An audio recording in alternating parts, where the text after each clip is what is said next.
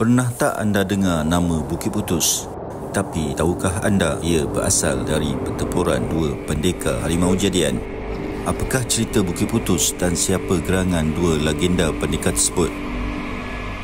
Bukit Putus terletak di laluan Gunung Ansi dan ekor Banjaran Titiwangsa di Negeri Sembilan dan merupakan laluan hutan yang dijadikan jalan raya penyambung antara daerah Seremban dan Kuala Pilah. Dahulunya hutan ini menjadi laluan orang kampung dan banyak kisah misteri dan kisah gaib berlaku di sini. Dalam sejarah Negeri Sembilan, Bukit Putus terkait dengan peperangan di antara Seri Menanti dan Sungai Ujong. Selain itu, Bukit Putus juga dikaitkan dengan cerita keramat Gajah Putih. Tapi apa yang lebih misteri ialah nama Bukit Putus dikatakan terhasil dari pertempuran antara harimau jadian dua legenda pendekar iaitu Datuk Paroi dan Datuk Gunung Ledang.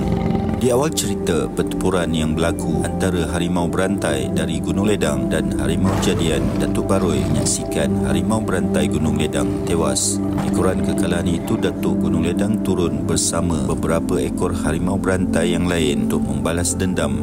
Mereka tiba di sebuah bukit dan bertemu dengan seekor kucing hutan yang kemudiannya menjelma menjadi harimau Datuk Paroi yang membesar setinggi puncak pokok meranti. Maka terjadilah pertarungan antara keduanya. Akibat pertempuran maha dahsyat ini, kawasan bukit itu terputus di tengahnya membentuk apa yang hari ini dikenali sebagai Bukit Putus, bukit yang memisahkan daerah Seremban dan Kuala Pilah. Adakah anda pernah lalui Bukit Putus pada waktu malam? Komen pengalaman misteri anda.